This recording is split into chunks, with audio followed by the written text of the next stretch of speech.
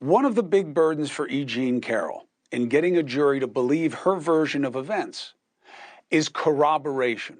What else points to what you're saying happened other than you? Now, very often in accusations of this type, we don't have that, and it can be a frustrating process. Here, E. Jean Carroll says she told a friend at the time, and today that friend took the stand and repeated E. Jean Carroll's interpretation of events. So the idea that she kept quiet for years, according to the defense, not according to the witness today. And then another witness came on and said that she also had been assaulted by Trump back in '79 on an airplane. Now, you can roll your eyes, but remember, this is about giving as much proof that this happened as prosecutions can. Now, I think it's also safe to say that in terms of what witness may have mattered more, obviously it's the friend that E. Jean Carroll told, so let's focus on that. We have high-profile defense attorney Mark Geragos and Florida State Prosecutor Dave Aronberg.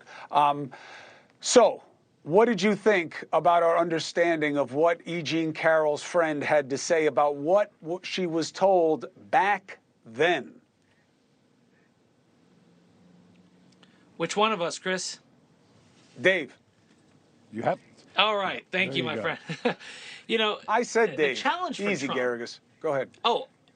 All right. Well, the challenge for Trump is that he not only has to try to destroy the credibility of E. Jean Carroll, he also has to try to undermine the credibility of the two witnesses whom she told about the event at the time. And so that makes it triply hard. And then you have, as you say, the other witnesses who have come forward. But you're right. The most powerful witnesses are E. Jean Carroll and the two people they told. What acts do they have to grind? What motivations do they have to lie? And remember, the proof here is just for a preponderance of the evidence, not beyond any reasonable doubt. Is it more likely than not that Trump did it? So that's why today was a good day for E. Jean Carroll. And the fact that Trump is not there to defend himself, he's ghosting the jury, is additionally problematic for Donald Trump. That's why I think things are starting to move in her direction. What'd you think, Mark? I don't disagree. I mean, remember, this is a civil case. They're fighting about money. You have jurors who are sitting there getting paid a pittance. If the defendant can't bother to show up, that's going to breed resentment. I do disagree with the idea that the two people that were supposedly told, that's supposed to be, where I come from, it's called a fresh complaint doctrine.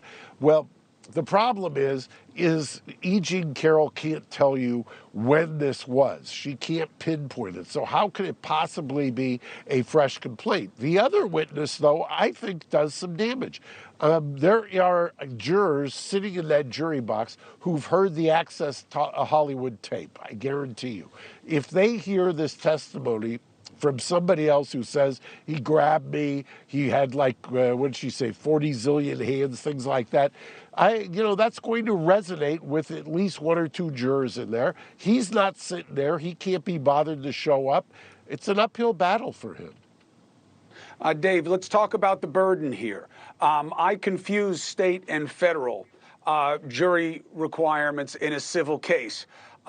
Here, is it right that you do need a unanimous verdict, which means the defense would only have to turn one? Yeah, it's in federal court, which requires unanimity. So that is going to help Donald Trump. But still, the burden is preponderance of the evidence, much lower than beyond any reasonable doubt. And you know, Chris, what's interesting, and as Mark knows, is that when it comes to bringing up other women who claim to have been victims of sexual assault, you know, generally in criminal court or even in civil court, you can't prove someone's bad character or criminal propensity by looking at some prior bad acts. But there's a special rule of evidence in federal court that says when a defendant is accused of a sexual assault, the court can admit evidence that the defendant committed other sexual assaults. That's how come these other witnesses can come in to say, he did it to me too. That's a powerful exception to the rules of evidence.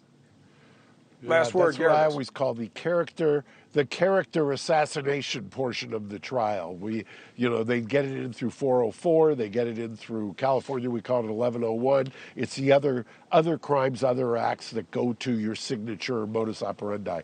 It is powerful and it's hard to defend against. Hey, thank you for watching. Please go to newsnationnow.com, newsnationnow.com, and you can find NewsNation on your television provider. And don't forget to click the red subscribe button down below. Then you will get more of NewsNation's fact-driven coverage.